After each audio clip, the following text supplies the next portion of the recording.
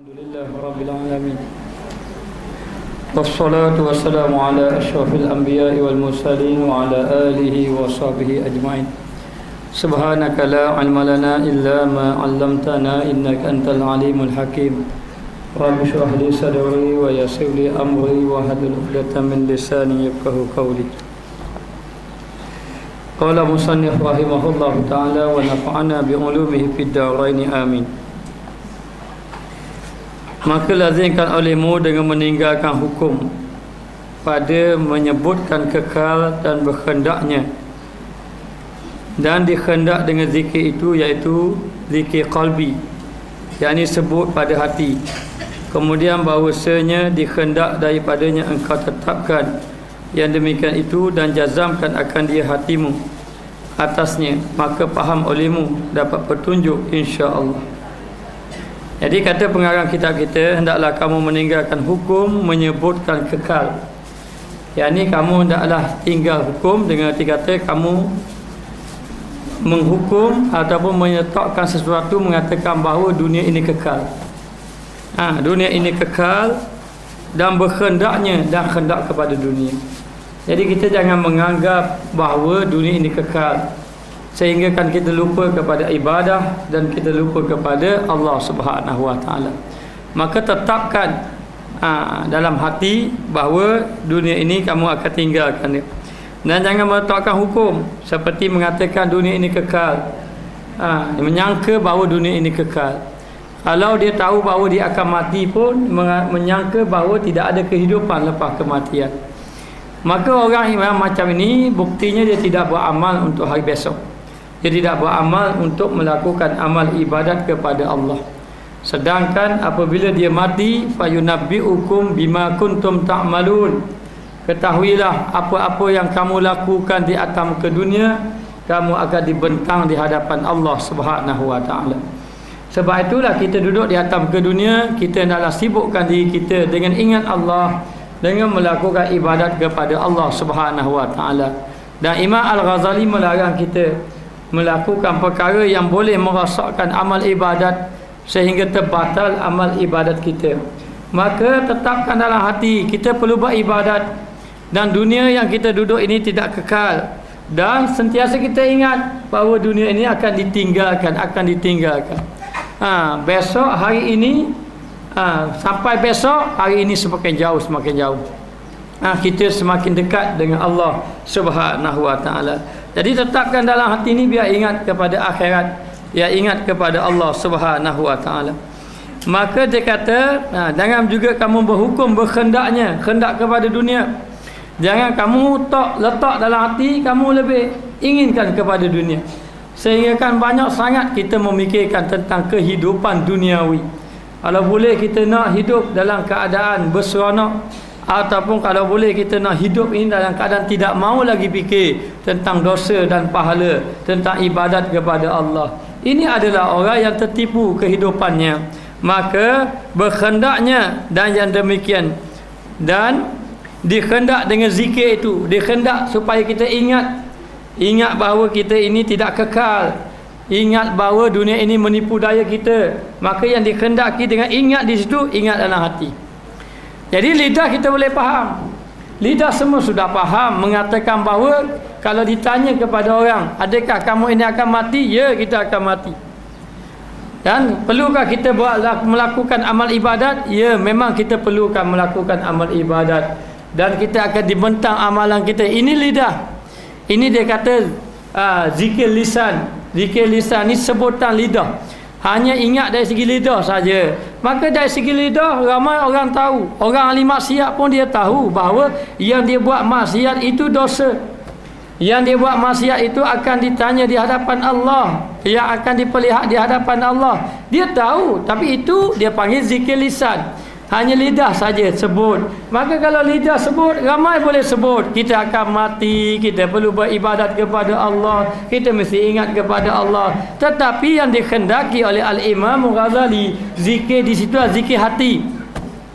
Biar hati kita ingat kepada Allah Subhanahu Wa Taala.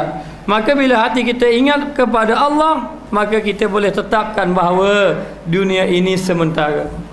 kita perlu beribadat kepada Allah Subhanahu Wa Taala, dan kita tahu dunia ini tidak kekal. Yang kekal hanya Allah. Dunia ini akan hancur, dan kita tahu amal ibadat kita akan dibentang di hadapan Allah Ta'ala. Ini orang yang sudah ingat dia di dalam hati. Maka yang dikehendaki itu zikir, ingat di dalam hati, supaya hati kita ingat sama, aku ini duduk di atas ke dunia, satu masa nanti mati juga.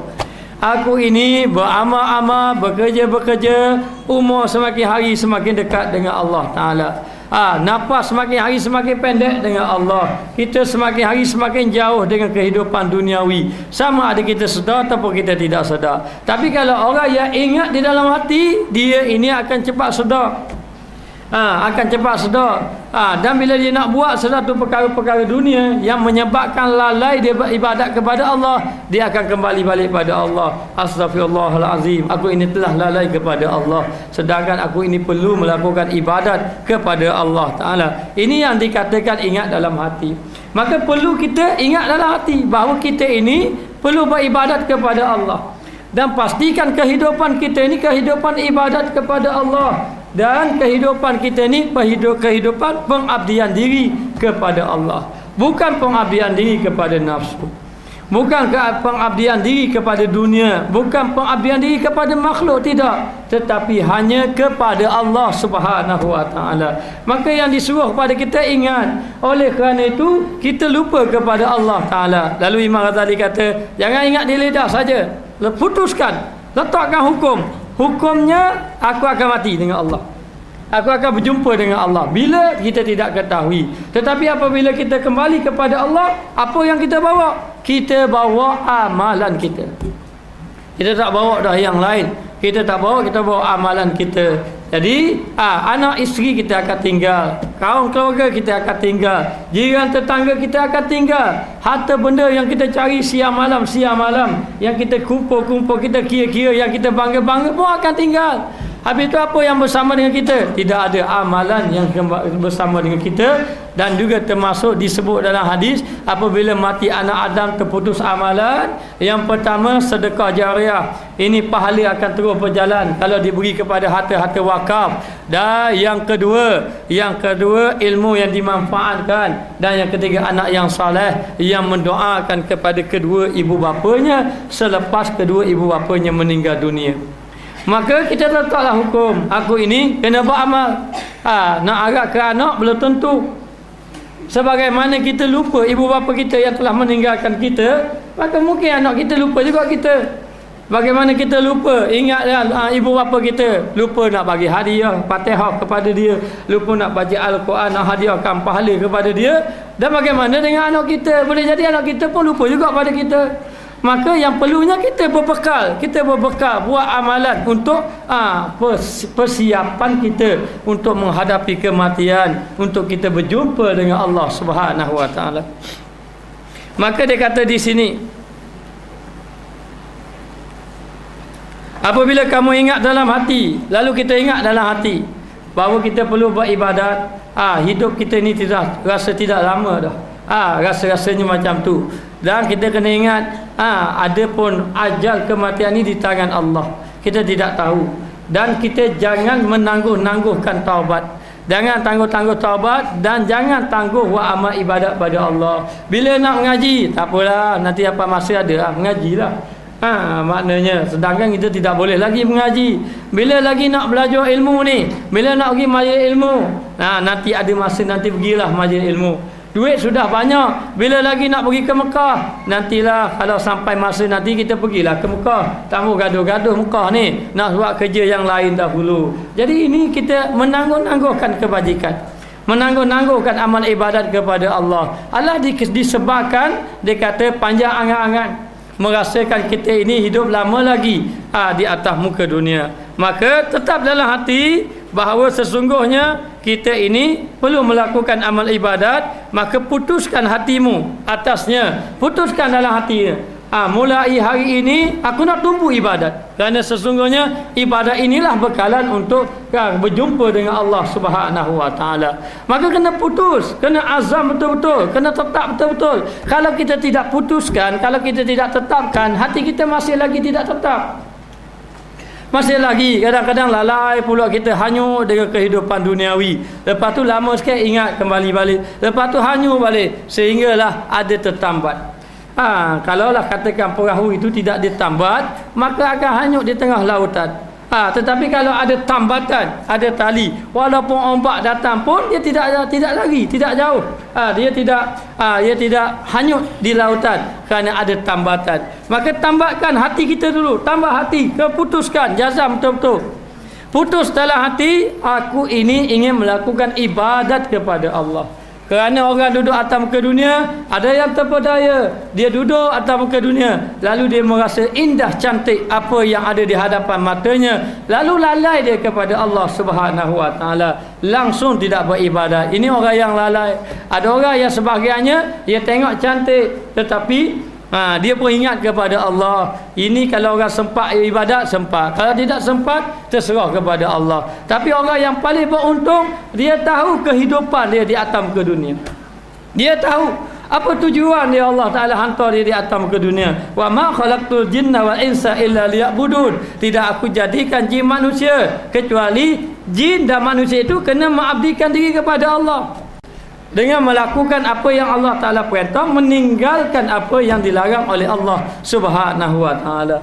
Maka inilah orang yang terselamat, orang yang tidak terpedaya dengan kehidupan duniawi. Maka putuslah dalam hati kita, tidak boleh lagi tangguh-tangguh. Putus dalam hati, aku kena belajar ilmu, aku kena mempertingkatkan ilmu agama, dan aku perlu bertaubat kepada Allah Ta'ala. Sudah banyak dosa-dosa yang lalu lah lalai dengan apa yang Allah Ta'ala beri kepada kita. Tanggungjawab kita, sembahyang ibadat-ibadat yang lain, lalai kita kepada Allah.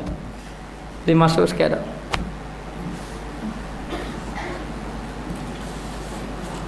Rapat-rapat situ ada lagi kosong tengah.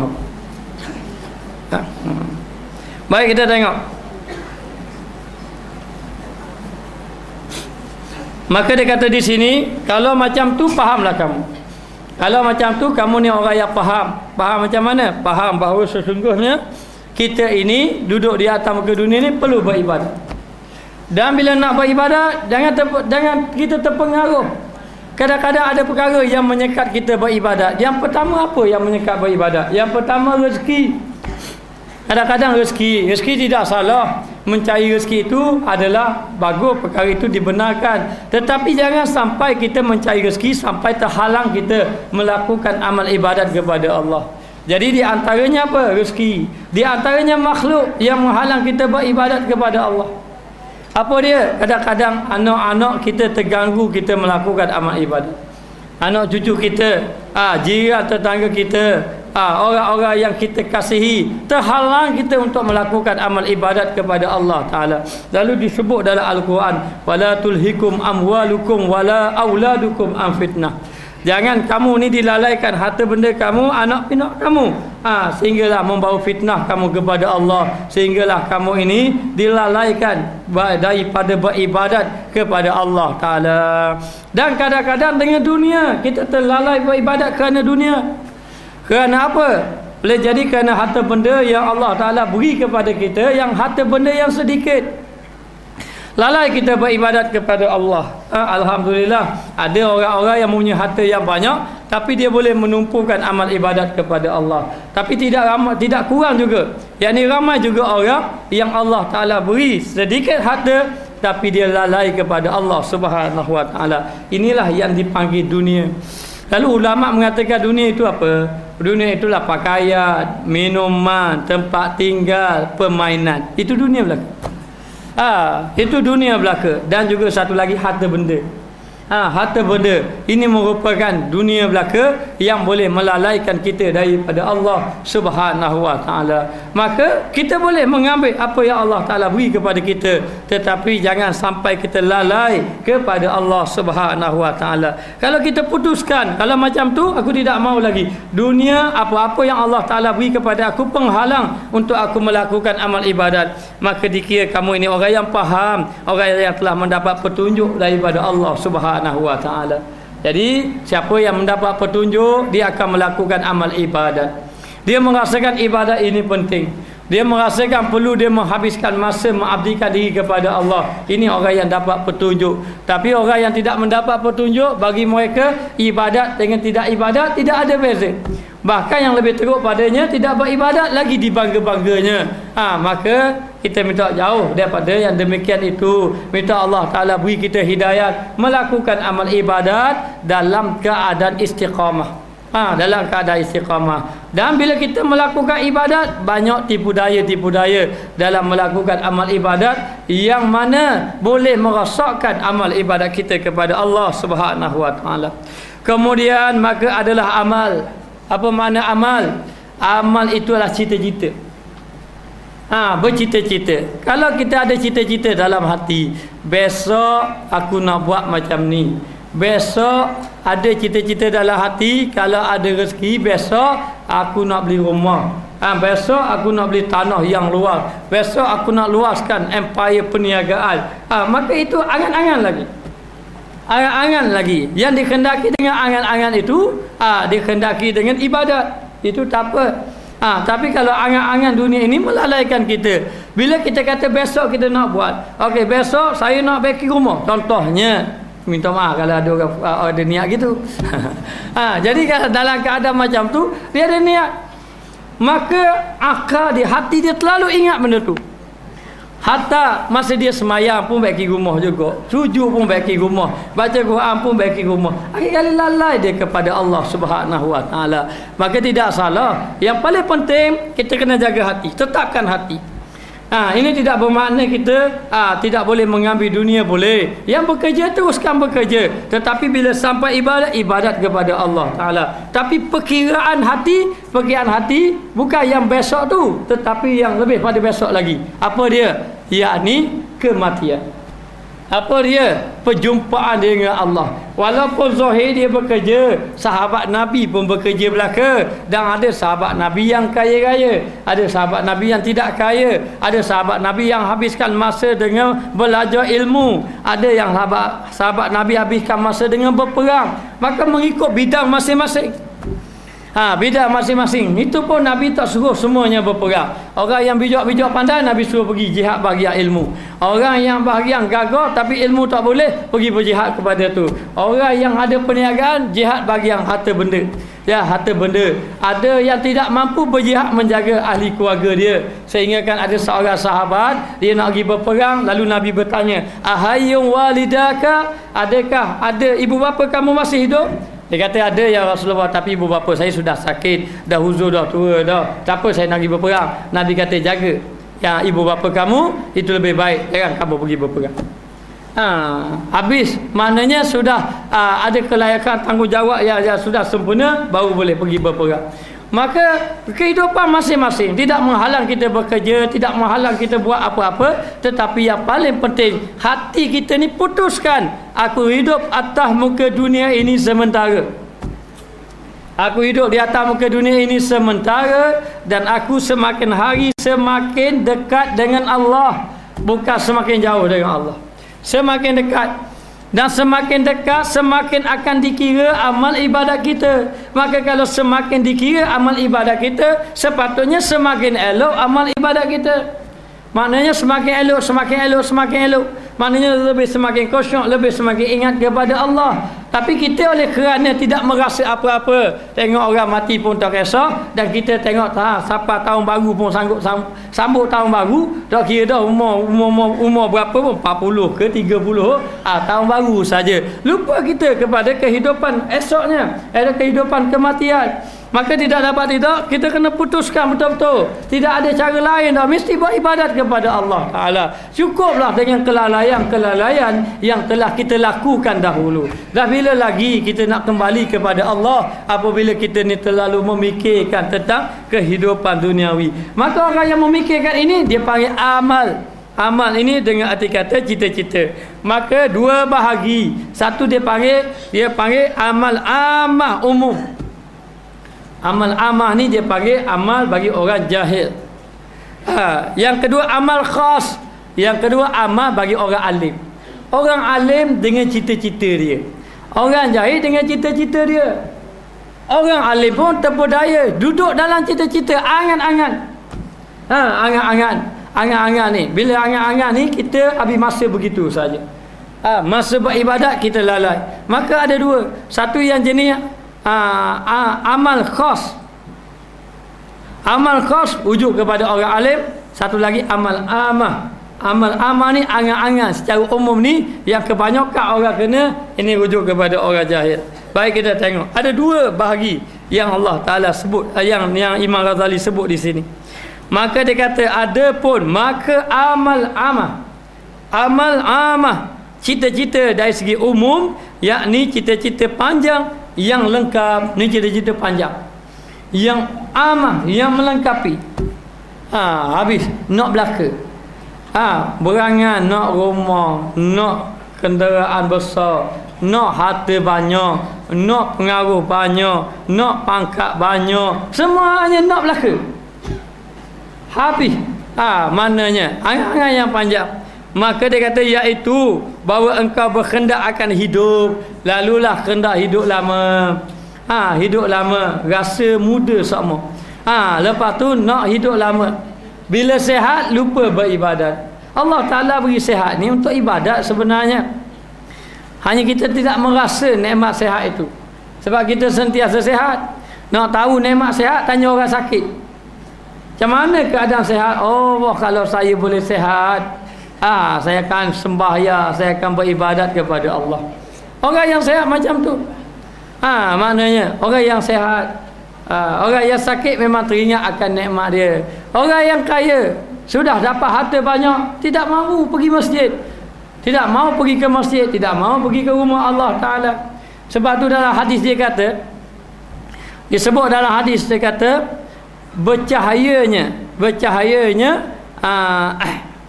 bumi ini dengan tiga perkara. Dengan tiga perkara, bercahayanya bumi ini kepada ahli langit dengan tiga perkara. Sebagaimananya bercahayanya bintang kepada ahli bumi. Ahli bumi tengok, oh bintang ada bercahaya. Ahli langit ada, bumi ada bercahaya pada tiga tempat. Dalam satu hadis. Yang pertama, rumah-rumah Allah. Rumah-rumah Allah ni bercahaya. Rumah-rumah Allah, maka memberi cahaya kepada ahli langit. Yang kedua, rumah orang-orang alim, yang ada ibadat di dalamnya. Yang ketiga, rumah orang yang menghafal Quran. Tiga rumah ini yang memberi cahaya kepada ahli langit. Maka tidak dapat tidak, mesti kita duduk di atas muka dunia ini, menghabiskan masa dengan melakukan amal ibadat kepada Allah Subhanahu wa Ta'ala. Maka dia kata, engkau berkehendak akan hidup, kehendak nak hidup lama. Hidup lama. Ayawaddu ahaduhum law yu'ammaru alfasanah. Adakah kamu ini bercita-cita untuk hidup dengan hidup yang panjang?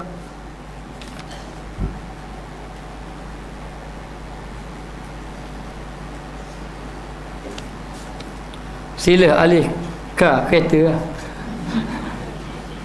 Sila alih kereta. Orang sedang mesin kumpul, sayang kereta. Kat mana ni? Kereta saya. Tak apa. Kereta saya tak apalah. Mesin kumpul belah mana?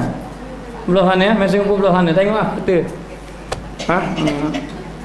Baik, kita sambung sikit.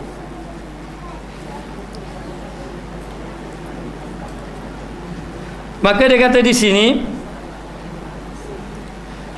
berkehendak akan hidup berkehendak hidup kekal. Kalau hidup lama berkehendak, memang kita kehendak hidup lama, tetapi sebenarnya kehidupan yang Allah Ta'ala beri kepada kita adalah untuk melakukan ibadat dan juga ingin hidup kekal, bahawa ingin hidup kekal. Sehingga kan dicerita di dalam kitab tafsir mengenai orang-orang Yahudi pada satu ketika dahulu, mereka buat slogan hidup 1000 tahun.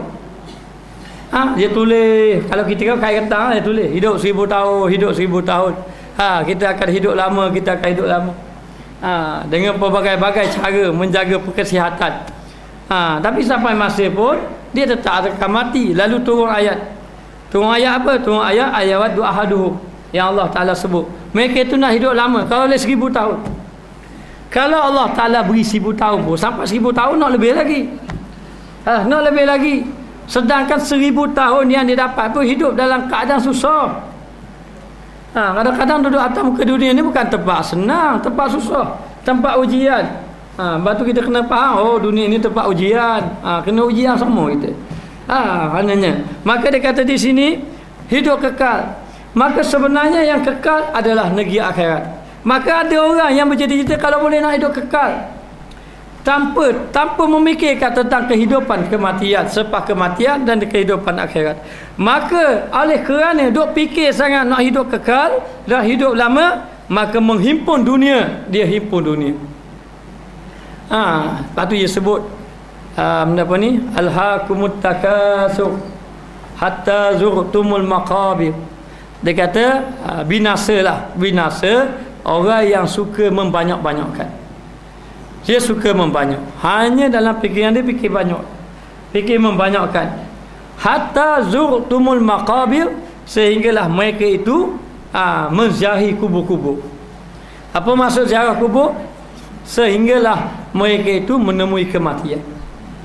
Kerana orang kalau dia terlalu fikir nak banyak-banyak, dia tidak sedar dah ke ibadat. Sampai dia lupa umur dia sudah dekat dengan Allah. Sampai dia lupa terus dah kehidupan dunia ni akan tinggal. Bahkan selagi mana dia tidak mencapai apa yang dia hendak, dia nak himpun banyak-banyak, lagi tu dia tak tercapai, lagi itulah dia cakap akan cuba himpun. Himpun, sedar tak sedar, zurtumul maqabir, apabila mereka itu menziarahi kubur. Tu maka dia kata lalu menghimpunkan akan dunia. Maka orang yang menghimpunkan dunia ini, yang pertama lalai dia kepada Allah. Dengan arti kata tidak melakukan amal ibadat kepada Allah. Yang kedua, dia akan tamak dengan dunia. Dia cukup dah, sebenarnya cukup dah, tapi dia jadi tak cukup. Dia akan rasa tamak dengan kehidupan duniawi. Yang ketiga, hidup dia tidak berjumpa dengan kesenangan sebenarnya. Akibat daripada dia tamak, akibat dia nak himpun, dia rasa tak senang juga. Kadang-kadang kita tengok memang tak senang pun. Siang malam bekerja. Masa bila rehat tahu? Yalah, duit banyak, harta banyak, tetapi begitu kehidupan. Gimari. Rupa-rupanya dia tidak ada ketenangan, tidak ada kesenangan pun dalam kehidupan dia sebenarnya. Maknanya. Dan dia dalam keadaan maknanya suka ataupun berterusan duduk dalam keadaan dosa, tidak mau melakukan ibadat kepada Allah Ta'ala. Dengan arti kata, maksudnya dia ini tidak bertaubat pada Allah, tidak bertaubat kepada Allah Ta'ala, lalu menghimpunkan akan dunia dan bersedap-sedap dengan dia, yakni bersedap-sedap dengan kehidupan dunia. Dunia ni bukan milik orang yang beriman kepada Allah. Sebab itu Nabi SAW bersabda, ad-dunya sijnul mu'mini wa jannatul kafir. Sesungguhnya dunia ini adalah penjara bagi orang yang beriman. Apa makna penjara? Ada batasan. Nak buat benda haram, nak buat satu benda haram, tak boleh nak buat. Nak ambil ini berdasarkan yang halal. Kena dengan nafsu tapi haram terpaksa tinggalkan. Dia ada batasan, ada halal, ada haram. Ada boleh diambil, ada tidak boleh diambil. Ini dunia bagi orang yang beriman kepada Allah. Wa jannatul kafir, dan bagi orang kafir ia adalah merupakan syurga. Mereka yang dimaksudkan syurga, dia boleh buat apa saja tanpa memikirkan tentang dosa dan pahala. Kita orang yang beriman kena ada fikir mengenai dosa dan pahala, kerana ada fikir ibadat kepada Allah Subhanahu wa taala. Lalu disebut di dalam Al-Quran, walladzina kafaru ya'kulun wa yatamatta'un kama ta'kulul an'am wan naru maswal lakum. Sesungguhnya orang-orang kafir, mereka itu makan dan mereka itu berseronok-seronok sebagaimana berseronok-seronoknya binatang ternakan, dan nerakalah tempat tinggal mereka. Lalu kita kena jadikan kehidupan kita kehidupan orang yang beriman. Kehidupan orang yang beriman adalah kehidupan ubudiyah, yakni melakukan amal ibadat kepada Allah. Dunia diambil, bukan tidak ambil. Kita kena mencari rezeki untuk kehidupan dunia. Kita kena bekerja untuk melangsungkan kehidupan kita, untuk menanggung anak isteri kita, supaya kita tidak meminta-minta dengan orang, supaya senang, rehat hati kita beribadat kepada Allah. Sudah tidak fikir rezeki, kerana sudah ada pekerjaan. Maka itu kita disuruh cari rezeki. Tetapi hanya manusia bila Allah Ta'ala beri rezeki, terlupa pula dia mengenai kehidupan akhirat. Rezeki itu didapati untuk merehatkan hati kita, supaya kita boleh tumpu ibadat. Tapi bila diberi rezeki, tidak tumpu pula ibadat. Ini yang jadi masalah. Maka tidak dapat tidak, jangan kita terlalu mementingkan kehidupan kita sehinggalah dia kata bersedap-sedap akan dia, dan juga dengan ini maksiat, maka ini merupakan maksiat. Kalau akal kita dok mikir lagi tentang kehidupan duniawi, kita ni masih lagi fikir nak menghimpun harta, nak hidup lama, nak hidup kekal, nak cari sesuatu untuk memuaskan hawa nafsu, maka ini dikira maksiat. Ini sudah dikira maksiat kepada Allah Subhanahu wa taala, kerana kita sudah dikira orang yang panjang angan-angan, panjang angan-angan yang menyebabkan kita lalai melakukan amal ibadat kepada Allah Subhanahu wa taala, dan lawannya ialah pendek cita-cita, pendek angan-angan. Bukan tidak mau, tapi Allah mati kita macam mana? Kalau buat maksiat, ya boleh buat maksiat, tapi nanti kalau mati macam mana? Kalau tambah nak bertaubat, boleh tangguh-tangguh taubat, tapi kita tak tahu kehidupan kita macam mana.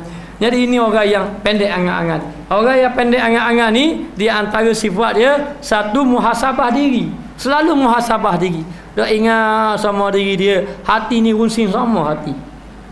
Runsing, bukan runsing orang kata ke dia tau. Orang kata dia tak runsing. Orang buat khianat ke dia tak runsing. Dia runsing dia dengan Allah ni macam mana?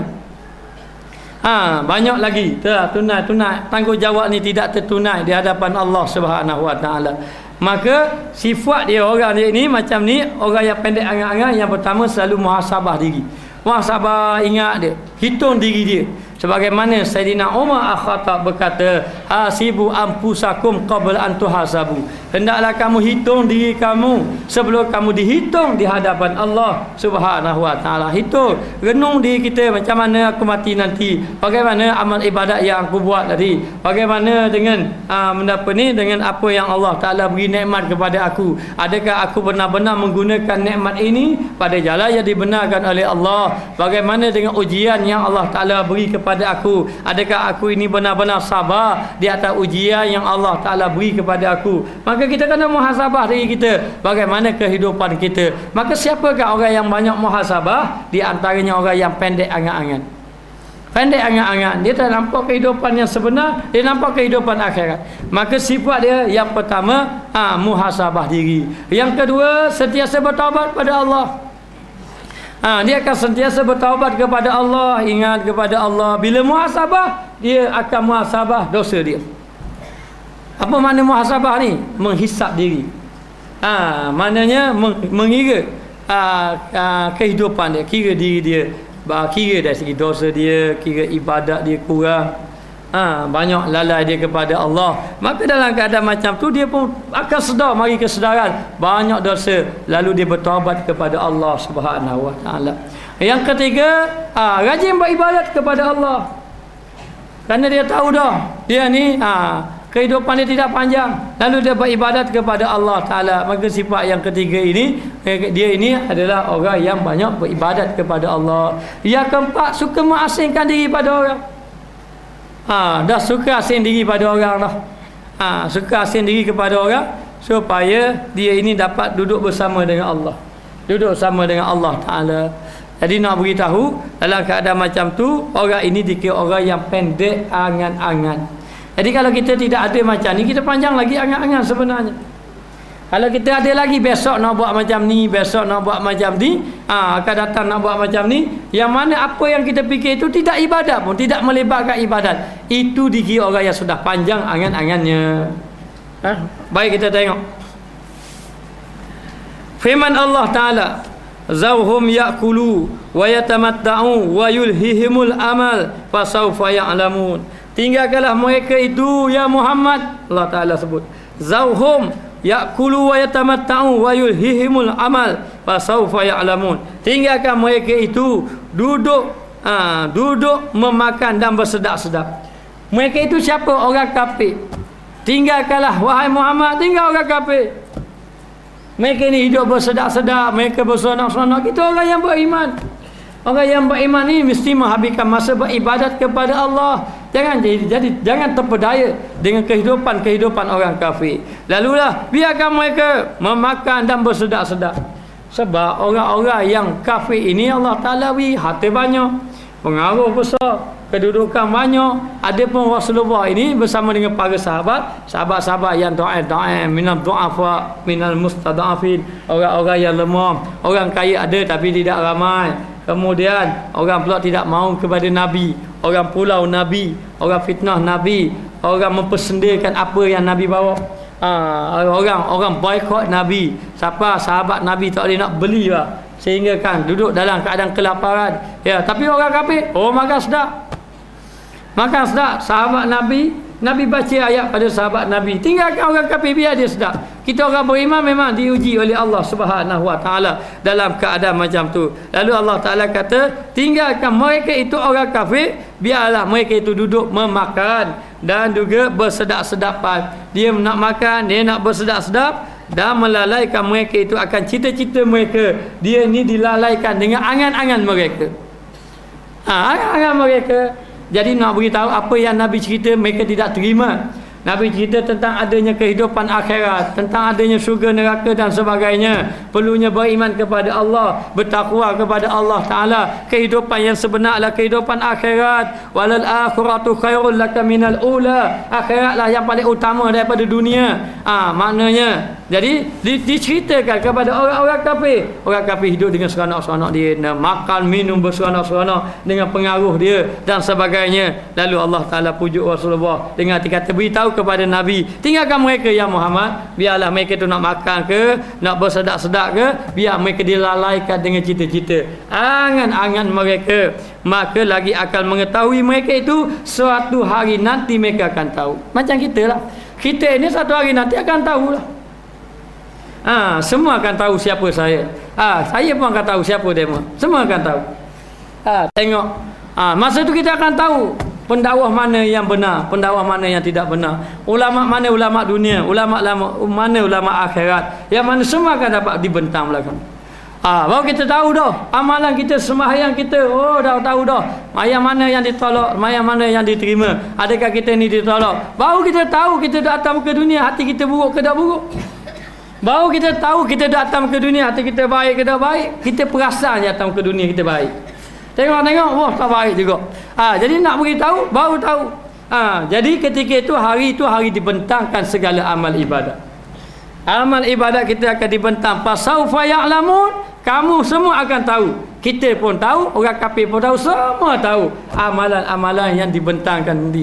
Lalu orang duduk atam ke dunia tadi, dia sudah tahu ni, dia sudah tahu. Bukan dia tak pernah dengar mengenai perlunya amal ibadat kepada Allah, sudah dengar. Tidakkah dia sudah mendengar bahawa adanya kematian dan selepas kematian ada kehidupan selepas kematian? Tidakkah dia tahu bahawa dia akan dikira amal ibadat yang dia lakukan di atas muka dunia? Semua sudah tahu. Tetapi tahu tu hanya di lidah, tidak masuk di dalam hati. Tapi kalau masuk dalam hati, memang dia benar-benar beribadat kepada Allah Subhanahu Wa Taala. Lalu dalam keadaan macam tu, kita ini terpedaya dengan amal kita. Nanti Allah Taala tanya, alam takun ayatuna tutla? Tidakkah ayat-ayat kami sudah dibaca? Nanti dia tanya belaka ni. Hak pergi dengar, tak pergi dengar, dia akan tanya belaka. Adakah ayat-ayat Allah sudah dibaca? Adakah orang yang menyampaikan ayat-ayat kamu? Adakah Nabi bersama kamu? Tidak ada. Nabi tidak bersama dengan saya. Adakah ulama-ulama bersama dengan kamu? Adakah orang-orang yang menyampaikan ilmu? Semuanya akan ditanya. Ulama pun akan ditanya, orang-orang pun akan ditanya, Nabi-Nabi ni tanya tak? Nabi-Nabi, Rasul-Rasul kena tanya tak? Di atas apa yang dia lakukan, kena tanya ke tak kena tanya? Nabi-Nabi, Rasul-Rasul pun akan ditanya. Maknanya dan siapa syuhada yang jadi saksi?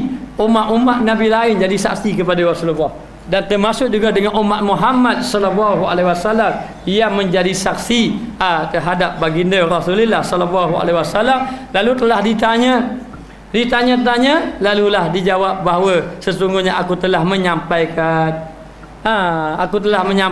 apa yang telah Allah Ta'ala perintahkan. Lalu nak beritahu, semuanya akan dapat mengetahui. Jadi kita ini terpedaya dengan kehidupan duniawi. Yang disebut oleh ahli-ahli hak mengatakan dunia ini ibarat fata morgana. Nampak daripada jauh ada air, sebenarnya tidak ada air. Bumi ini ibarat bayang-bayang. Jadi kita hidup atas muka dunia macam ni contohnya. Kalau kita tidur, kita bermimpi, dalam mimpi ni kita kaya-raya. Sukanya kita. Dapat piti banyak, apa dah suka? Bukan piti Allah banyaknya, tak pernah kita dapat piti banyak ni. Gembira, sangatlah gembira. Maknanya jalan dalam mimpi, sukanya kita kaya, kejut tidur, tengok bawah atas ada atas baru. Mana piti banyak tadi ya? Tidak ada. Mana tu? Itu mimpi saja. Mimpi saja. Maka duduk atas muka dunia begitu juga. Duduk atas muka dunia, aku ada ni, aku dah kenapa ni? Orang lain ni cara ni. Aku banyak ilmu. Aku banyak pengaruh, aku banyak ni. Mimpi belaka tu. Orang kaya gitu juga. Aku ada harta, aku ada pengaruh, aku ada pangkat. Orang alim ke, orang kaya ke, semua tertipu daya belaka. Nanti bila mati, nanti tengok tak ada. Tidak ada. Dan benda itu tidak akan kembali kepada dia. Mustahil. Sebagaimana dia mimpi tadi. Mustahil tiba-tiba lepas mimpi itu ada piti. Maka demikianlah kita. Maka sekarang ni tengah mimpi belaka. Mana kehidupan yang sebenar? Kehidupan yang sebenar adalah kehidupan selepas kepada kematian, kehidupan akhirat. Maka dia kata di sini, dan ada pun amal yang khas, cita-cita yang khas. Ini cita-cita am tadi yang menyeluruh, biasanya begitulah. Cita-cita kepada kehidupan lama, cita-cita nak duduk lama, cita-cita nak sihat, lepas tu panjang umur pula nak himpun dunia, nak bersedap-sedapan pula, lepas tu tambah mikir dah ke akhirat. Ini je panggil angan-angan yang panjang, yang khas, yang am. Ada pun yang khas, amal yang khas, yakni angan-angan yang khas, bahawa berkehendak dia kekal, dia memang nak duduk atas muka dunia lama. Dia berkehendak dengan kekal kerana menyempurnakan bagi amal kebajikan, semata-mata nak buat amal ibadat. Maknanya minta panjang umur. Minta panjang umur tu untuk apa? Minta panjang umur untuk buat amal ibadat. Ini pun dia cita-cita panjang. Nanti kalau Allah Ta'ala beri panjang umur nanti, maknanya besok aku nak buat macam ni. Semayang malam, tambah tinggal, baca Quran, berzikir. Berzikir. Kemudian nak uzlah. Berangan. Nak beruzlah, tambah dah. Nak duduk dengan Allah Ta'ala. Kalau boleh biar sampai jadi wali. Maknanya biar ada karamah. Macam-macam berangan, tapi berangan belah kebaikan lah. Maknanya dia berangan kebaik. Nanti aku pergi belajar, nanti balik belajar lagi, tengoklah masyarakat. Maknanya orang akan terkejut lah mendengar syarahan. Macam-macam ni berangan yang baik. Maka ini dipanggil angan-angan yang khas. Angan-angan yang khas kadang-kadang berlaku angan-angan ini yang pertama kepada orang abid, ahli ibadat. Ahli ibadat begitulah, dia berangan macam ni nak buat. Nanti kalau pergi ke Mekah nanti, Allah tak berhenti-berhenti daripada pagi petang, pagi malam tawaf. Maknanya bagi yang tawaf. Kemudian pergi buat umrah ni seminggu je, insya-Allah nak 2 kali khatam Quran. Hotel-hotel mau duduk mana hotel-hotel? Balik-balik buat mandi-mandi tukar pakaian saja, lepas tu duduk di dalam Masjidil Haram lah. Duduk Malaysia lagi. Duduk Malaysia lagi tapi berangan tu so main lah Allah. Maknanya wali tak beramal macam dia. Tapi begitulah berangan. Kalau boleh nak buat macam ni, boleh buat macam ni, macam ni, macam ni. Lalulah berangan. Siapa Mekah tidur je dah hotel. Maknanya. Jadi nak beritahu, itu dipanggil angan-angan. Angan-angan yang berbentuk ibadat. Jadi yang pertama kena kepada orang abid. Yang kedua kena kepada orang alim. Orang alim macam mana? Orang alim dia perangai lah.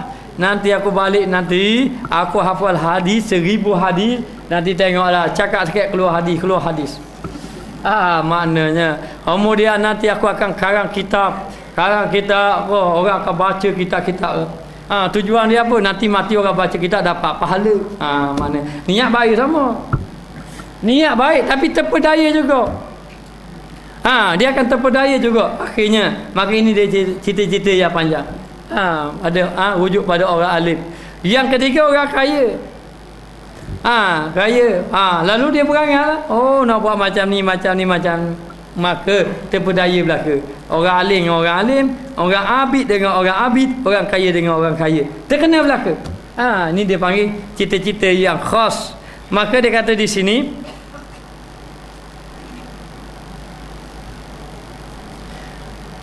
kerana menyempurnakan bagi amal kebajikan yang ada di dalamnya khatarun, bahaya.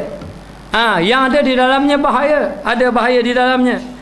Dan ia tiada yakin akan baik, dan tak tentu lagi tak akan jadi baik walaupun angan-angan dia panjang. Akan datang dia nak buat macam ni, angan-angan dia panjang. Batu bahaya. Ada satu kisah kan, 2 orang adik-beradik. Jadi 2 orang adik-beradik, saya dah ingat anak sadik, anak sabang tu. Yang seorang ni buat amal ibadat, yang seorang ni buat maksiat. Maknanya. Jadi buat maksiat. Mana buat maksiat, buat ibadat. Lalu buat maksiat sama, tak buat amal ibadat. Saya tengok yang mana satu buat ibadat, adik pasal tengah. Jadi tak kira lah adik ke abang, andai kata abang lah buat maksiat. Jadi kehidupan dia buat maksiat, tak buat ibadat pun. Tak buat amal ibadat pun. Yang adik ni buat amal ibadat. Andai kata adik lah, saya tak ingat lah anak adik abang, tapi dia 2 beradik. Yang ni buat ibadat, tak buat maksiat. Jadi masing-masing dengan cara hidup masing-masing. Tapi sampai satu ketika yang buat maksiat dia teringat ke adik dia. Aku ni buat maksiat sama bila nak buat amal ibadat. Dia akan jadi macam tu. Dia akan jadi macam tu. Lalu dia pun teringat nak buat amal ibadat. Nak buat amal ibadat. Yang buat amal ibadat mari mikir, sedap orang buat maksiat. Sedap buat maksiat sekali ya. Taubat mula. Taubat balik. Jadi yang buat ibadat teringin juga. Teringin nak buat maksiat. Yang buat maksiat ni fikir macam mana nak bertaubat pada Allah. Rasa malu sangat sebab kehidupan dia penuh dengan maksiat. Lalulah dia pun ambil keputusan, kalau macam tu tak boleh, aku nak jumpa adik aku. Kena jumpa adik lah yang ahli ibadat tadi. Jadi dia kena jumpa. Yang ni kata macam mana nak buat maksiat kali. Saya kena jumpa abang ada. Bincang-bincang sikit buat maksiat taubat balik. Ada kira macam tu. Lalu dalam keadaan macam tu, yang abang ni pergi cari adik, yang adik pergi cari abang. Lalu berjalan, berjumpa di tengah jalan, berlanggar dua-dua. Yang kaki dia berlanggar, bukan berlanggar kereta. Berlanggar dua. Tapi oleh kerana dia naik tangga, orang naik tangga, seorang turun tangga, lalulah berlanggar dua, guling jatuh tangga kedua-duanya. Lalu kedua-duanya mati. Jadi yang mati tadi, seorang tu ahli maksiat berniat nak buat ibadat, yang ahli ibadat berniat nak buat maksiat. Lalulah kedua-dua mati. Akhirnya yang ahli ibadat tadi masuk neraka. Yang ahli maksiat lagi masuk syurga, kerana dia ada cita-cita nak bertaubat kepada Allah. iaitu ada cita-cita nak buat maksiat. Tetapi dia tak buat lagi, dia niat, betul dia niat, tetapi dia ada usaha. Dia ada usaha buat. Hanya tak ada peluang saja buat. Kalau dia tak ada usaha lain, dia niat saja nak buat maksiat sebab syaitan ganggu dia ibadat. Wah, maksiat kali tabah baru mu ibadat bersungguh-sungguh. Ibadat bersungguh-sungguh. Ini syaitan ganggu. Hanya benda tu dia sekadar lintasan dalam hati saja. Itu tidak mengapa. Itu boleh ditolak dengan beristighfar banyak-banyak kepada Allah Subhanahu wa taala. Maka dia kata di sini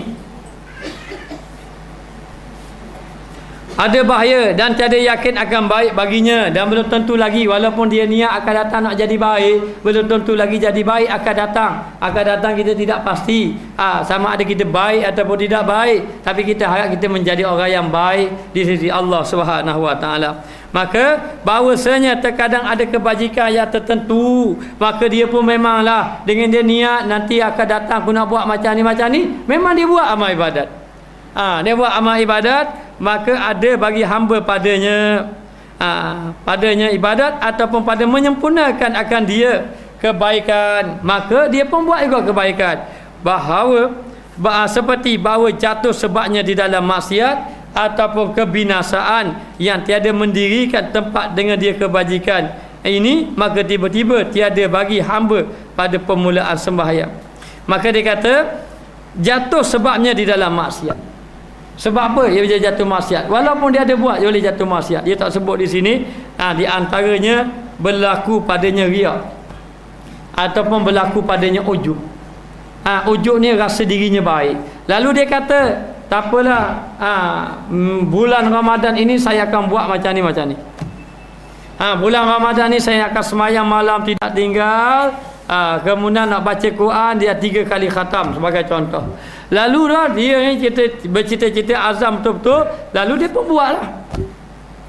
Tapi walaupun dia buat, dia ada angan-angan nak buat, sampai masa dia buat, dalam dia buat tadi pun boleh jatuh juga. Jatuh apa? Jatuh riak. Jatuh ujub. Jatuh riak, tunjuk buatkan orang ataupun ujub. Sebab tu kita dalam ibadat tak gaduh banyak sebenarnya.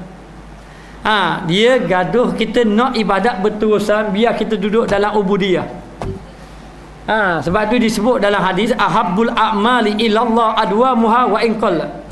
Amalan yang dikasihi oleh Allah adalah amalan yang berterusan walaupun sedikit. Jadi hari ni kita ibadat banyak, lepas tu dah ada. Imam musim. Lepas tu rajin pula ibadat, lepas tu malas pula. Lepas tu baca Quran. Ni musim baca Quran. Lepas tu 3 bulan pula dah baca Quran.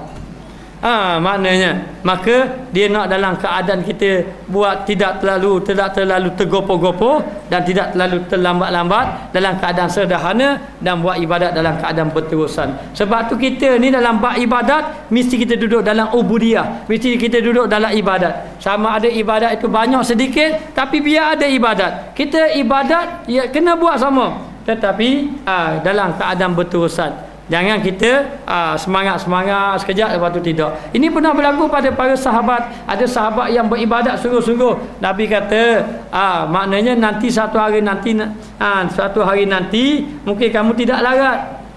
Jangan terlalu banyak sangat. Dia kata saya boleh buat belaka. Lalu Nabi nasihat dia, dia pun terus juga buat. Ada hadis riwayat Tirmizi. Lalu dia buat. Bila dia buat, dia di antara sahabat yang kuat ibadat. Sahabat lain biasa je. Tetapi sampai satu masa dia jadi letih. Dia jadi jemu.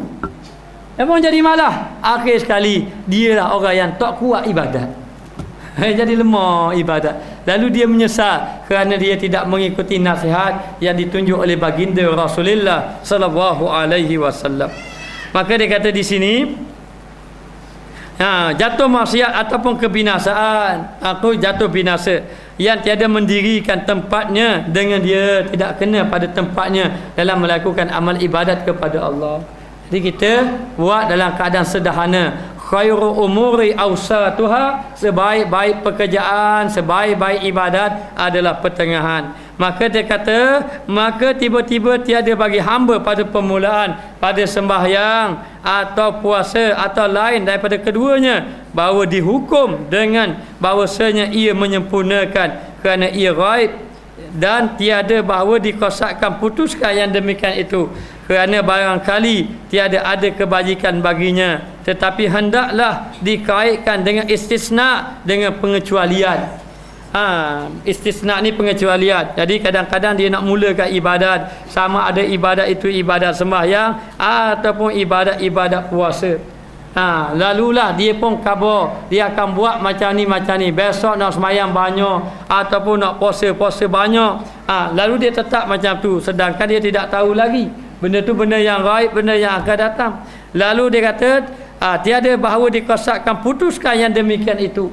Dan demikian itu kerana barangkali tiada ada kebajikan baginya, tetapi hendaklah dikaitkan istisna. Walaupun dia kata nak buat besok, tak putus lagi, boleh jadi tak buat. Banyak mana yang kita berangan nak buat tak buat.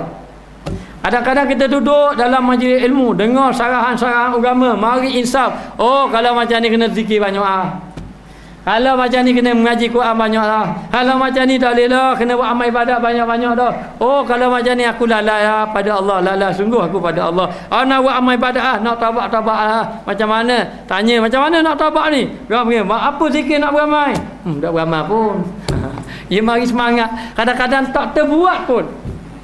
Dia kadang-kadang kalau kita buat ibadat ni, pekat kita buat amal ibadat, dia mari semangat mula-mula. Mula mari ke saudara, mari semangat. Bila mari semangat, kita rasa tak cukup ibadat, habis sembahyang sunat nak buat. Saya dulu saya belajar pondok, cerita pengalaman. Habis sembahyang sunat, cari buku sunat, mana sunat duha, siapa tanda sunat duha buat dah, sunat mutlak buat dah, tanda. Dia punya rajin. Akhir kali tak buat belaka lah ni. Dulu semangat, dia jadi semangat. Duduk habis cari sunat ni, siapa wasi tak cukup. Cari buku sembahyang sunat apa tak buat lagi. Wasi tak cukup wasi. Sebab awabin, buat awabin. Maknanya kalau nak buat sama, nak tidur malam ni sembahyang. Mari satu peringkat bila kita dah tak duduk dalam pondok lainlah suasana tu ada. Lepas tu Tok Guru pun menggalakkan. Lepas tu duduk keluar, belajar, habis belajar, masuk yang bila kerja-kerja sikit, bergaul dengan orang ramai, habis sembahyang sunat tak buat. Dulu habis sembahyang sunat buat, dan ni habis sembahyang sunat tak buat. Lepas tu dia tengok dalam keadaan sederhana. Kita buat dulu. Buat sikit-sikit takat mana yang mampu. Jadi kita kadang-kadang berangan tu bagus tau. Mana nak buat perkara-perkara yang baik-baik, tapi kadang-kadang benda tu kita tak buat juga.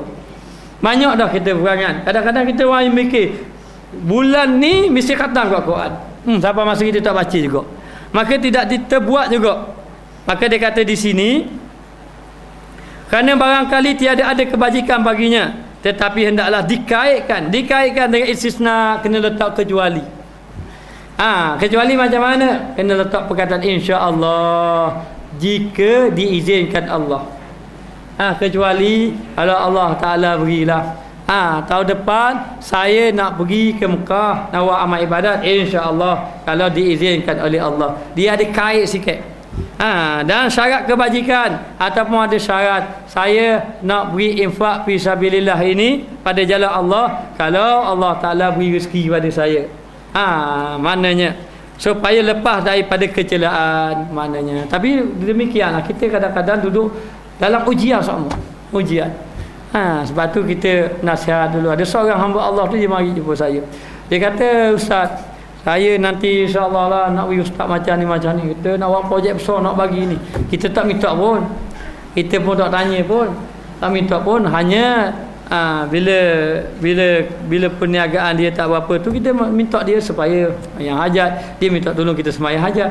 Ada apa sembahyang hajat. Jadi saya pun kabarlah kalau kita sembahyang hajat ni, bila berjaya nanti ingat pada Allah. Yang memberi rezeki ni Allah. Zahir je, orang beli kedai kita zahir saja. Sebenarnya hakikatnya Allah Ta'ala beri rezeki pada kita. Jadi baiklah sembahyang hajat, alhamdulillah, maknanya sebagai kita ingat pada Allah, rezeki daripada Allah. Saya boleh solo sembahyang hajat, tetapi kalau dapat rezeki tu jangan lupa Allah. masuk saya masjid surah lagi. Pergilah masjid surah tengok-tengok kuliah ilmu. Siang tu bekerja. Itu masuk saya. Tapi dia kata, tak apa ustaz, nanti kita bagi bahagian ke ustaz pula. Padahal. Bagi pula kita akan pergi ke madrasah begini-begini. Mangat dia cerita. Tapi betul dengan takdir Allah. Maknanya pas kita maya ajak dengan takdir Allah, maju sungguh saya kat dia. Maju sampai dia telefon dia kata alhamdulillah masuk ratus ribu. Alhamdulillah suka dia. Tapi jumpa saya senyap dah cakap. Saya pun tak minta. Saya tidak minta. Mana-mana kita tak minta. Lama tu akhir kali dia rasa tak sedap biasanya. Dia rasa tak sedap, dia mari jumpa. Dia kata ustaz nak cakap sekarang ni, bagi yang ustaz nanti dulu nanti dulu kita akan bagi. Tapi saya bagi banyak lagi. Jadi kepandalah kita tak mau minta dak beri pun tak apa. Kita tak ada minta. Tak apa, jangan ustaz saya nak beri. Oh kepandai dia lah. Dia nak beri sungguh. Dia kata, lama tu 2 tahun dah mari pun. Tak ada. Masya-Allah. Tak ada. Maknanya siapa kuliah pun nak mari, malu nak jumpa kita pun malu lama-lama. Tapi heran saya, negara dia maju tak masalah. Maju tapi jadi sayang nak buat mana. Dia jadi sayang. Ini bahaya kita. Kadang-kadang kita berangan tu bagus, niat tu bagus. Jadi lama sampai satu ketika kita pun beritahulah. Lepas dia kata macam mana ni, dia cerita pula masalah dia, kita kata begitulah. Janji pada Allah ini bahaya. Kalau janji dengan saya boleh maafkan. Tapi kalau janji pada rumah Allah ini bahaya. Maknanya. Jadi kita pun beritahu nasihat, beritahu bahawa kalau kita nak buat, kita tak ada hati saja. Jangan di itu. Maknanya diwawakan dia, takut kita tidak mampu melaksanakan dia. Ini kadang-kadang kita terpedaya. Walaupun kita bagus, sebab benda baik ni kadang-kadang kita nak khabar ni benda kebaikan. Sama ada nak suruh orang ikut kita menjadi contoh, ataupun nak menggalakkan kita ni untuk kita melakukan amal ibadat. Saya nak buat kau gini, tapi bimbang kadang-kadang apa yang kita nak buat tu tak tercapai, ataupun jadi sia-sia, ataupun membawa kita terus tak buat ibadat itu. Maka ini merupakan satu kesalahan ataupun dikira maksiat. Kita cita-cita yang panjang, nak buat yang baik, tapi kita tak sabit dengan insya-Allah ataupun kaitan dengan sesuatu. Maka dikaitkan dengan insya-Allah katanya. Maka dia kata daripada kecelaan panjang amal, supaya lepas daripada kecelaan panjang amal, biar kita letak insya-Allah supaya kita selamat. Maka firman Allah Taala bagi nabinya sallallahu alaihi wasallam, lalu Allah Taala beritahu kepada nabi, firman Allah, wala taqulanna li syai'in inni fa'ilun zalika ghada illa an yasha Allah, dan jangan kamu berkata bagi sesuatu bahawa aku berbuat yang demikian itu besok hari. Wala taqulanna li syai'in, jangan kamu kata sesuatu. Apa kata sesuatu? Inni fa'ilun zalika ghada, aku akan buat esok hari. Sebab kita tidak ada daya dan upaya kecuali dengan Allah, dan kita jangan tentu esok aku nak buat macam ni.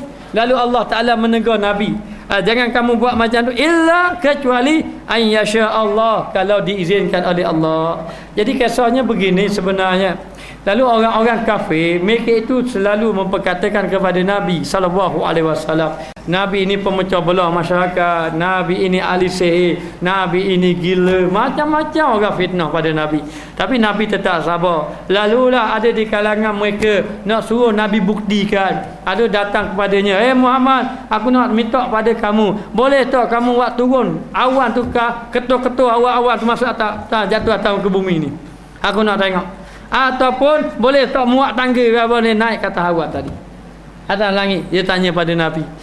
Maknanya boleh tak buat turun lagi kitab lain daripada kitab Quran. Dia minta pada Nabi perkara yang pelik-pelik. Lalu Allah Ta'ala turun ayat. Turun ayat beritahu pada Nabi. Jawab wahai Muhammad, mereka tanya kamu macam ni, mu jawab. Nabi pun jawab. Lalu orang tanya lagi Nabi, persenda lagi Nabi. Allah Ta'ala ayat, Nabi jawab lagi, sehingga kata diam orang-orang kafir. Lalulah bilalah setiap kali orang-orang kafir cuba bertanya pada Nabi, Allah Ta'ala mempertahankan Nabi. Allah Ta'ala mempertahankan Nabi. Sebab tu kata Junaid Baghdadi, kalau kamu duduk di atas kebenaran, jangan kamu pertahankan, nanti Allah Ta'ala akan mempertahankan kamu. Lalu dalam keadaan macam tu, satu hari orang kafir tanya Nabi. Dia tanya tentang Ashabul Kahfi. Dia tanya tentang roh. Ya Muhammad, aku nak tanya mu tentang roh. Apa dia roh? Salah yang pertama. Salah yang kedua, aku nak tanya tentang Ashabul Kahfi, mengenai Ashabul Kahfi. Yang ketiga, aku nak tanya tentang Zulkarnain. Dia tanya pada Nabi. Nabi kata, kalau mu nak tanya, esok aku jawab. Esok aku jawab. Sebab apa Nabi kata macam tu? Sebab setiap kali orang kafir tanya, Nabi diberi jawapan oleh Allah. Jadi hari tu Nabi terlupa. Nabi kata, esok aku jawab. Ingatlah cerita Nujum 4 belalang. Maknanya, oh senang. Padahal tak dia jawab. Nasib baik anak dia tu cerdik. Maknanya. Jadi nak beritahu, dalam keadaan macam tu, Nabi ni balik menunggu jawapan daripada Allah. Lalu Allah Ta'ala tegur Nabi, wala taqulanna li syai'in inni fa'ilun zalika ghadan. Jangan kamu kata aku akan beritahu besok. Allah Ta'ala tegur Nabi, illa an yasha Allah, kecuali kamu sebut insya-Allah, dengan kehendak Allah Ta'ala. Ini tercatat dalam kitab Sirah Ibn Hisham, ada cerita mengenai soalan-soalan ni. Jadi saya tak ingatlah, adakah wahyu itu datang terus sehingga kan Nabi jawab keesokan ataupun tidak jawab. Tapi wahyu itu datang juga, beri juga jawapan kepada Nabi. Tetapi Allah Ta'ala beri tegur pada Nabi, kamu terlupa nak kata insya-Allah. Kena kata insya-Allah. Jadi kita benda yang akan datang diajar jangan. Sebagaimana Zakaria Al-Ansari, dia ni orang alim ulama, dia ni Syekhul Islam, orang-orang yang sangat alim, dan dia ni sangat alim dan dia boleh menjawab semua segala soalan yang ditanya pada dia. Lalu orang tanya, dia boleh jawab semua. Lalu dalam satu ketika, oleh kerana terlalu boleh jawab, dia pun kata, mu tanya-tanyalah, aku boleh jawab belaka. Dia kata gitu, mu tanya-tanyalah, aku boleh jawab belaka. Lalu Allah Ta'ala hantar seorang yang tidak dikenali. Dalam majlis tu pun tak ada seorang pun kenal. Datang daripada belakang, jalan, duduk depan dia. Lalu tanya salam, tak boleh nak jawab dia. Baru tadi aku boleh jawab belaka. Dan sebelum pada ni memang dia boleh jawab belaka. Akhirnya orang tadi lari, hilang daripada pandangan. Dia terduduk di tempat dia mengajar tadi, Zakaria Al-Ansari. Lalu dia menangis, dia mengaku kesilapan dia. Maka itu tidak boleh. Adakah akibat benda tu kita kena ingat, mana kita tak boleh tangguh dah. Sebab kita tak boleh nak kata besok aku akan buat ni. Sebagaimana hari ini banyak, tak apa, besok aku akan bertaubat.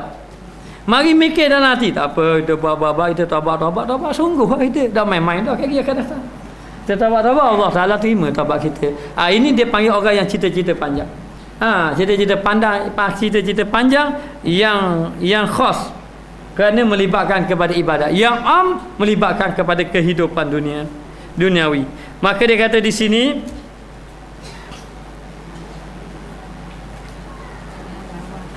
dan lawan ini amal, yang berkata ulama, niat mahmudah. Lawan pada amal, cita-cita panjang, lawan dia niat yang baik. Niat yang baik tak apa, kita kena ada niat yang baik di dalam hati kita. Jadi setiap apa-apa pekerjaan kita niat. Seperti kita sekarang ini nak belajar, mari belajar, maka niat ibadat. Nak menyampaikan ilmu, nak melakukan perkara, niat ibadat, mesti kena ada niat. Maka niat ini bukan amal. Amal ni cita-cita panjang. Macam duduk khabar, saya nanti kalau ada nanti projek besar, nanti saya dapat dia 10%. Maknanya 10% saya nak bagi, 5% pada. Ini dia ada cita-cita ni, cita-cita panjang ini. Maka ini tidak dibenarkan. Kenapa? Kerana kita yang pertama tak tahu besok hari. Yang kedua kita bimbang, takut besok hari pun tak buat juga. Kita kata saja je. Maka ini dia larang dalam agama, dia larang. Ibadat tak boleh kita ada cita-cita, nanti besok nanti kita nak buat lah. Besok kita nak buat. Batu saya pernah bercakap dulu, minta maaf lah, saya jumpa ada seorang hamba Allah, dia ni bekerja. Dia kata, tak apa ustaz, nanti pencen kita pergi lah, dia kata. Tapi bila pencen pun tak pergi-pergi juga. Tak pergi-pergi juga. Hanya Maka yang dilarang apa? Dilarang angan-angan panjang. Tapi yang disuruh bercita-cita, berniat baik. Kita ada niat dalam hati kita, niat yang baik. Kita tak ada harta tapi niat sama nak pergi ke Mekah. Mana tahu Allah Taala beri izin dapat pergi ke Mekah. Jadi yang dikehendaki niat yang baik. Dan Allah Taala kira ikut niat. Kalau kita niat baik, okey sekarang ni duk belajar belaka. Duk belajar, duk mengajar belaka. Orang mengajar, orang belajar. Maka dia kira apa? Dia kira niat. Walaupun dia cakap berilmu, walaupun dia mengajar orang, walaupun dia suruh baik, tapi dalam niat dia ada. Niat dia ada. Maka kalau ada niat yang tidak baik, maka Allah Taala kira. Ni niat maksiat, maka perbuatan dia walau dia mengajar pun maksiat. Walaupun dia mengajar. Orang ni dia ni mari belajar, duduk dalam kuliah ilmu, tetapi niat dia bukan niat nak belajar ilmu. Niat dia nak seperong. Contohnya. Tapi maknanya dia niat itu. Maka ini bukan ibadat. Maka dia tidak beribadat.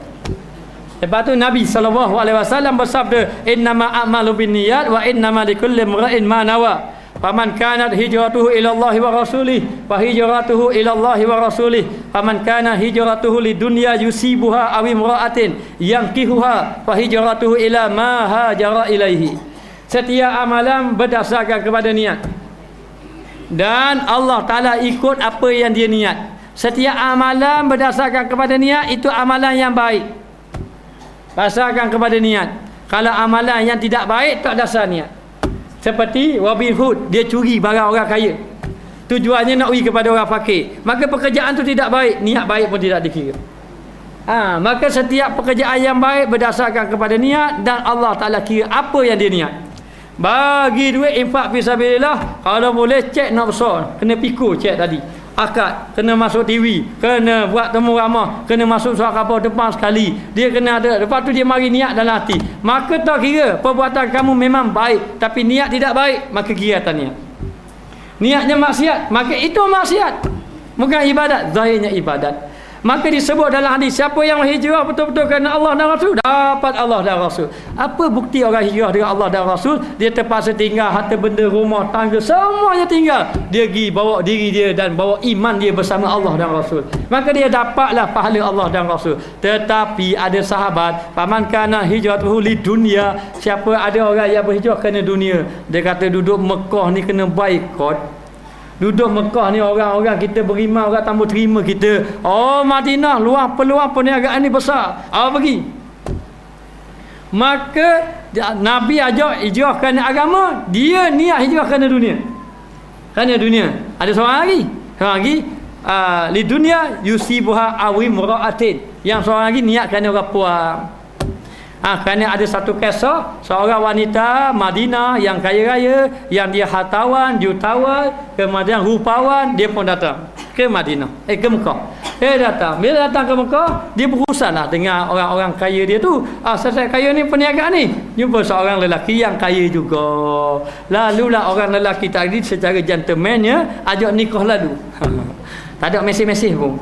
Maknanya akhirnya ajak nikah dengan orang puan tadi. Bila dia ajak menikah dengan orang puan tadi kata kalau mu nak menikah boleh dengan satu syarat. Syarat dia apa? Syarat dia kalau kamu nak menikah kena duduk di kota Madinah. Tidak boleh duduk di kota Mekah. Sebab apa? Sebab gedung saya di Madinah. Saya punya kelang, saya punya tu ada di Madinah. Kalau saya duduk Mekah rugilah saya. Dia pun mikir, dia pun sayang kok. Dia punya gedung dia ada di Mekah. Lalu dia tangguh, nanti dulu tawakuh dulu. Nanti dulu. Dia pun tak jadilah nak menikah lagi. Tapi boleh jadi dah ambil nombor telefon sangat. Maknanya dah lah ambil tu lebih kurang. Jadi dalam keadaan macam tu, lalulah yang perempuan tadi pergi ke Madinah. Macam biasalah. Lalu lelaki ini yang jadi peniaga di Mekah tadi, dia beriman dengan Allah. Bila dia beriman dengan Allah, sudah beriman dengan Allah, lalu dalam keadaan macam tu sudah beriman mereka dengan Allah, tiba-tiba perniagaan dia jatuh. Sebab dia beriman, orang pun boikot dia, orang pun pulau dia, dah macam-macam. Lalulah Nabi ajak ke kota Madinah, berhijrah ke kota Madinah. Dia mari mikir, aku teringat dulu ada seorang orang puan di Madinah. Buat telefon ada dah sampai lindung kita telefon maknanya lalu dia pun teringat. Jadi dia boleh pergi ke Madinah. Dia boleh Madinah dan dia boleh kahwin, dia duduk di kota Madinah. Lalu Nabi pun ajak pergi berhijrah dah ke Madinah. Dia pun hijrah juga ke Madinah. Tetapi dia dalam hati memang dia dah hati dah. Masa kota Mekah dia cari dah ke puan tu. Maknanya dia cari dah. Maknanya bila sampai ke Madinah memang dia cari sungguh ke puan tu. Sungguh. Lepas pada tu jumpa kapan tadi. Dan dia pun minta minta kahwin. Orang tadi pun kahwin pucuk di cerita ulang mendatang. Bulan jatuh ke riba. Akhir sekali kahwin lah dia. Lalu bila kahwin, Allah Ta'ala beritahu pada dia. Beritahu, ada orang yang dia berhijrah bukan kerana Allah dan Rasul. Faman kanat hijratuhu lid dunya yusibuha aw imra'atin. Tapi dia hijrah kerana dunia dan juga kerana orang puan. Dunianya kerana perniagaan dia dan wali amniaga lalu dinu. Dan juga orang puan. Maka fahijratuhu ila ma hajara ilaihi, maka dia dapat apa yang dia niatkan tadi. Maka demikianlah kita belajar. Kita Allah Ta'ala tahu. Kita pun tahu apa niat kita belajar. Saya menyampaikan ilmu, saya tahu niat saya. Allah Ta'ala tahu. Allah Ta'ala Maha tahu lagi. Maka masing-masing atas niat masing-masing. Siapa yang datang kerana Allah dapat pahala kerana Allah.